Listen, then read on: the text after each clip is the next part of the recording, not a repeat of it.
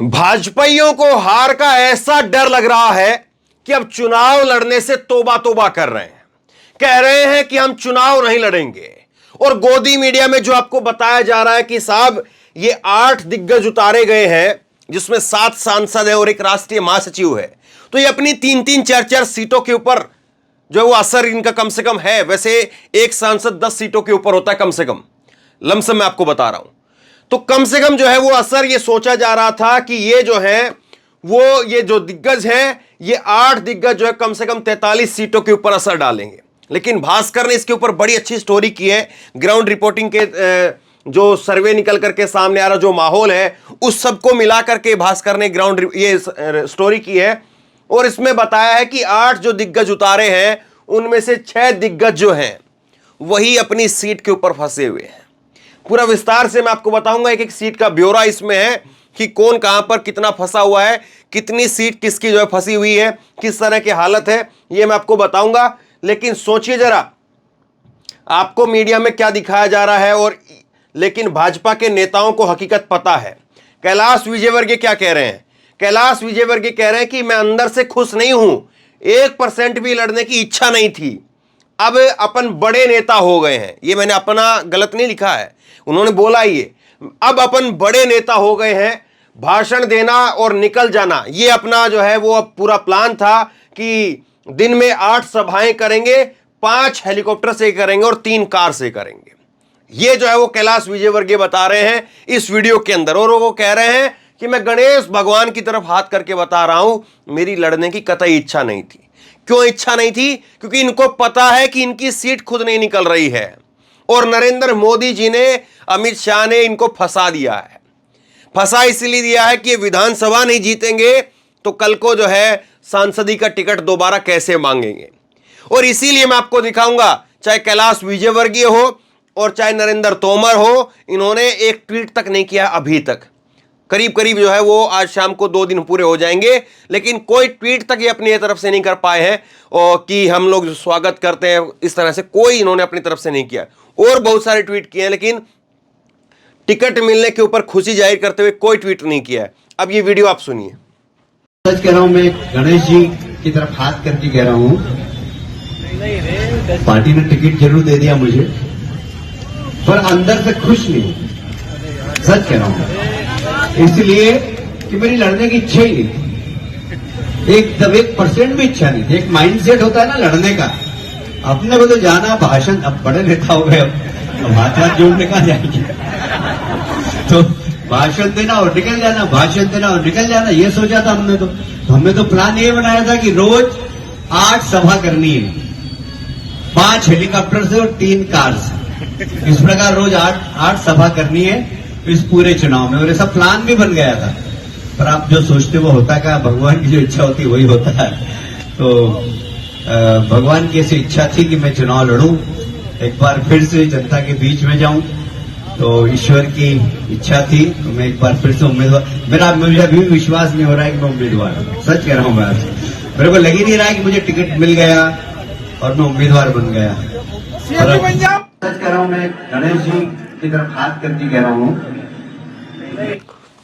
तो यहां पर गणेश जी की तरफ हाथ करके कह रहे हैं। अब गणेश जी को तो झूठा नहीं बताएंगे, कम से कम ये मान करके चलते हैं।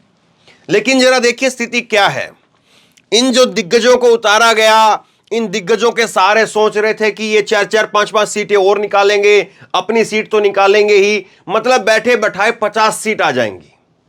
लेकिन हुआ वैसा बिल्कुल भी नहीं। अब मैं आपको जो है बगैर देरी के पूरा गणित जो है बता देता हूं। पूरा गणित आप देखिए, भास्कर ने स्टोरी की है, बड़ी शानदार स्टोरी है। जिन 79 सीटों के ऊपर भाजपा ने प्रत्याशी उतारे हैं, उनमें से 76 पर कांग्रेस के विधायक हैं। मतलब 39 सीटें अभी जो दी हैं और इससे पहले 39 सीटें दी थी, उनमें से केवल 3 सीटों के ऊपर बीजेपी जीती थी। तो कोई बड़ा तीर नहीं मारा है, ये सारी की सारी वो सीटें जहां पर कांग्रेस का मजबूत गढ़ है। करीब करीब आप ये मान करके चलिए 79 सीटें हैं ये, मतलब 80 सीटों में से केवल 3 सीटें ऐसी थी जिन पर बीजेपी जीती है, मोटा तौर पर अगर आप समझे। और सोच रही है भाजपा क्या कि 8 दिग्गज जो है वो उतारे हैं, और वो 8 दिग्गज अपनी जो है वो विधानसभा भी जीतेंगे और उसके साथ साथ आसपास की तीन चार और विधानसभाएं मिलाकर के कुल मिलाकर के 43 विधानसभा जो है वो निकाल लेंगे। लेकिन सच्चाई क्या है? सच्चाई यह है कि 8 में से 6 दिग्गज अपनी ही सीट पर जो है वो चुनौती बन गए हैं। उनको अपनी सीट निकालनी भारी हो रही है साहब, वो दूसरे पर कहां पर क्या कर पाएंगे। ये भास्कर की स्टोरी बता रही है। भाजपा ने 8 दिग्गज उतारे हैं, उनमें से 6 सीट जो है वो भाजपा हारी हुई है, केवल 2 सीट भाजपा जीती हुई है। 2 सीट सेफ मानी जा रही है, बाकी पर कड़ा मुकाबला है। 17 सीटें ऐसी है जहां पर 10 साल से कांग्रेस का कब्जा है, 10 साल से। वहां पर बीजेपी की कितनी चांस होगी? अब सुनिए ये 43 सीटों का गणित क्या कहता है। 43 सीटों का गणित यह है कि कैलाश विजयवर्गीय जिनकी अभी बात हो रही थी, जो गणेश भगवान की तरफ हाथ करके कह रहे थे कि मैं चुनाव नहीं लड़ना चाहता हूं, कैलाश विजयवर्गीय जहां पर इंदौर 1 की सीट से उतारे गए हैं, तो इंदौर की 9 में से 5 पर भाजपा है और 4 पर जो है कांग्रेस है। इंदौर की 9 सीटें हैं, इंदौर जो लोकसभा है उसकी 9 सीटें हैं और 9 में से जो है वो 5 पर भाजपा है और 4 पर कांग्रेस है। नरेंद्र तोमर मुरैना से हैं सांसद और मुरैना की 6 सीटें सभी की सभी कांग्रेस की सीटें हैं। कहीं पर नरेंद्र तोमर, इसीलिए नरेंद्र तोमर ट्वीट नहीं कर रहे, आगे आपको दिखाता हूं। रीति पाठक सीधी से हैं, 4 सीटें आती है यहां पर और 4 में से 3 भाजपा है और 1 कांग्रेस है। गणेश सिंह सतना से हैं और सतना की 7 में से 5 भाजपा है और 2 कांग्रेस है। राकेश सिंह जब्बलपुर से आते हैं और जब्बलपुर में 4 पर भाजपा है, 4 पर कांग्रेस है, टोटल 8 सीटें हैं। फगन कुलस्ते जो है वो मंडाला डिंडोरी से आते हैं, 5 सीटें हैं, 4 कांग्रेस की है और 1 जो है वो भाजपा की है। प्रहलाद पटेल जो है वो नरसिंहपुर से आते हैं और यहां पर 4 सीटें, 4 में से 3 जो है वो कांग्रेस के पास है, 1 भाजपा के पास है। यह सारा गणित है साहब। और आप बताइए इसमें कहां पर गुंजाइश आपको भाजपा के लिए दिख रही है? गुंजाइश ही नहीं है भाजपा के लिए। और ये मैं नहीं कह रहा हूं, ये भास्कर की स्टोरी है, बड़ी शानदार स्टोरी की, इसको पढ़ना चाहिए। मैं आपको बताता हूं। सीएम बोले सारे दिग्गज चुनाव लड़ेंगे। अब शिवराज सिंह चौहान कह रहे हैं कि हमारी तो महाविजय होने वाली है, हमारे सारे दिग्गज आ गए हैं। सुनिए जरा, सीएम शिवराज सिंह चौहान ने कहा कि सभी सीनियर लीडर विधानसभा का चुनाव लड़ेंगे। सीएम के इस बयान से उन अटकलों को जोड़ करके देखा जा रहा है जिसमें उनके चुनाव नहीं लड़ने की बात है। दूसरी सूची में शामिल बड़े नेताओं को टिकट मिलने से संकेत है कि चुनाव के नतीजों के बाद बड़े फैसले में ये नेता पहली कतार में खड़े दिखाई देंगे। तो ये जो है वो बताया जा रहा है। और कांग्रेस पार्टी की सूची कब आएगी? अब बीजेपी ने तो अपनी 78 सीटें यहां पर घोषित कर दी हैं, 79 सीटें। तो कांग्रेस की जो है वो सीट जो है वो बताया जा रहा है कि 30 तारीख को राहुल गांधी की पहली सभा होगी और 5 अक्टूबर को यहां पर जो है वो पहली सूची आ सकती है। कांग्रेस जो है 5 अक्टूबर को जन आक्रोश यात्राएं समाप्त होने के बाद में टिकट जो है वो जारी करेगी, उम्मीदवारों की टिकट। और यात्रा की समाप्ति के दौरान धार की सरदारपुर सीट के मोहन खेड़ा में कांग्रेस के राष्ट्रीय महासचिव प्रियंका गांधी शामिल होंगी और कांग्रेस के पूर्व राष्ट्रीय अध्यक्ष राहुल गांधी का पहली चुनावी दौरा 30 सितंबर को होने वाला है। वो काला पील में जन आक्रोश यात्रा में शामिल होकर के बड़ी चुनावी सभा को संबोधित करेंगे। और कमलनाथ दिल्ली में केंद्रीय नेतृत्व और स्क्रीनिंग कमेटी के साथ में चर्चा कर रहे हैं। 30 सितंबर को कमलनाथ जो भोपाल आएंगे और पहली सूची जो है वो 30 से 72 सीटिंग एमएलए की संभव है कि 70 से 72, माफ कीजिए 70 से 72 जो है जो मौजूदा विधायक हैं उनकी पहली सूची कांग्रेस जो है वो जारी कर सकती है। तो ये उल्टा होगा एक किस्म से। बीजेपी ने वहां पर जो है वो अपनी सूची जारी की है जहां पर बीजेपी 10 साल से नहीं है, कहीं 5 साल से नहीं है, कहीं पर जीती नहीं है बीजेपी, वहां पर बीजेपी ने अपनी पहली सूची जारी की है। कांग्रेस कह रही कि हम पहले जो मजबूत है वहां पर हम पहली सूची जारी करेंगे।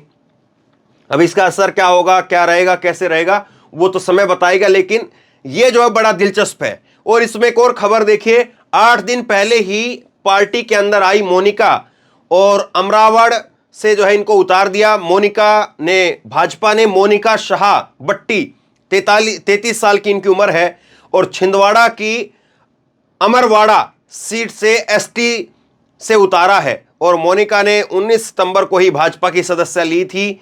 मोनिका अखिल भारतीय गोंडवाना पार्टी के पूर्व राष्ट्रीय अध्यक्ष रहे एवं पूर्व विधायक रहे स्वर्गीय मनमोहन शाह बट्टी की बेटी है ये।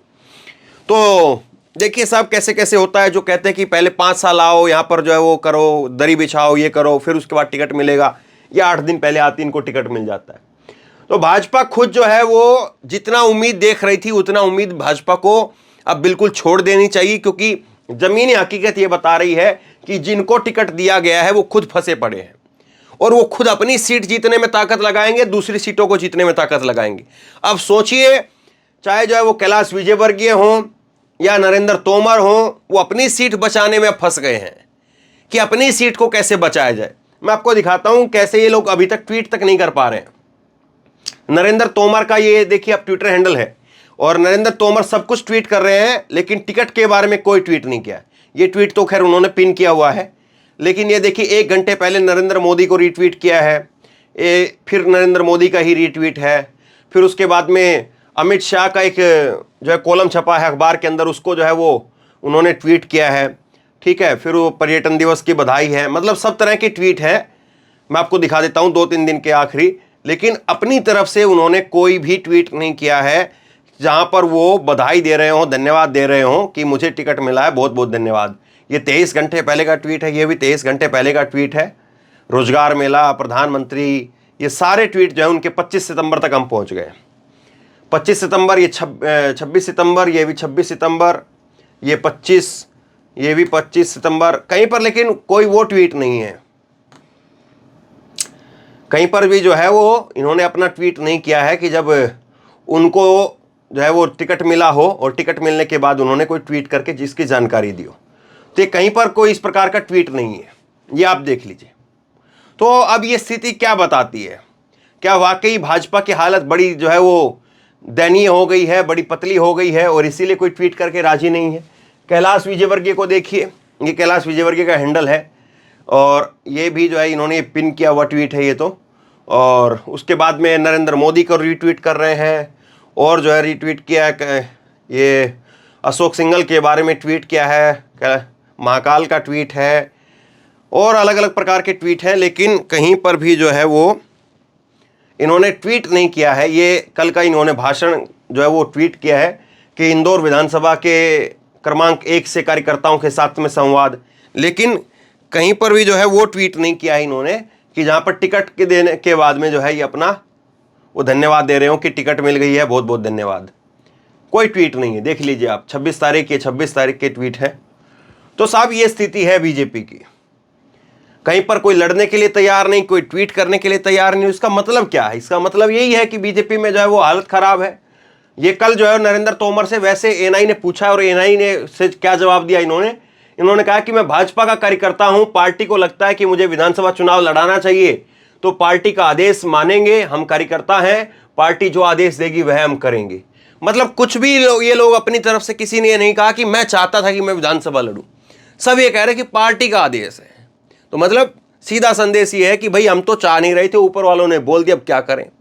दूसरा जो है वो दिग्विजय सिंह चुटकी ले रहे हैं, दिग्विजय सिंह मजे ले रहे हैं और दिग्विजय सिंह कह रहे हैं कि कमलनाथ, ये इनका जो है शिवराज सिंह चौहान जो है उनका टिकट मिलेगा कि नहीं मिलेगा, सबका टिकट मिल रहा है, इनका टिकट कब मिलेगा, इनका टिकट काट तो नहीं देंगे।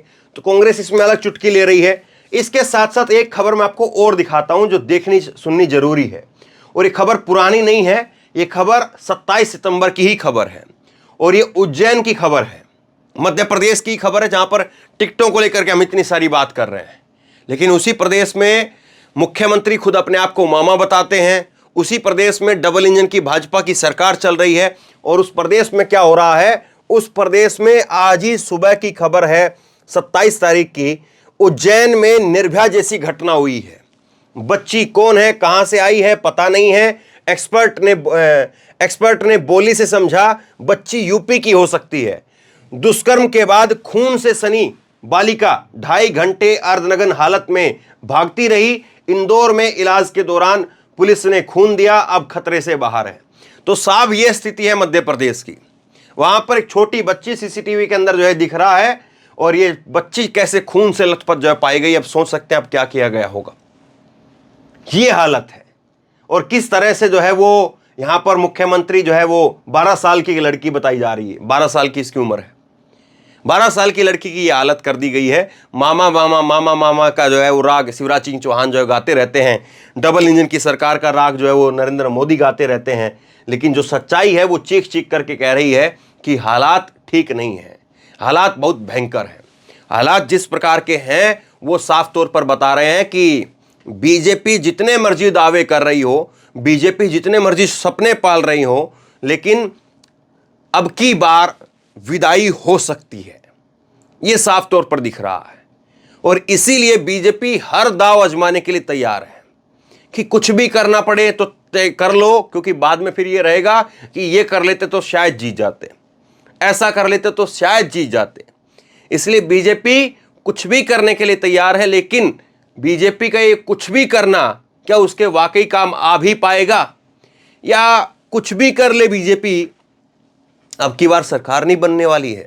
आप बताइए, आप इसको किस तरह से देखते हैं? नीचे कमेंट बॉक्स में अपनी राय लिख करके जरूर बताइए। इस वीडियो को खूब शेयर कीजिए, लोगों तक पहुंचाइए, और इसी तरह की तमाम खबरों के लिए ऑनलाइन न्यूज इंडिया को सब्सक्राइब कीजिए। साथ में जो बेल आइकन है घंटी उसको जरूर दबाइए, ताकि जैसे ही कोई खबर अपलोड करें उसकी नोटिफिकेशन सीधे सबसे पहले आपको मिल सके। और अगर ये वीडियो फेसबुक पर देख रहे हैं तो फेसबुक पर हमारे पेज को लाइक कीजिए, फॉलो कीजिए और इस खबर को शेयर कीजिए। धन्यवाद।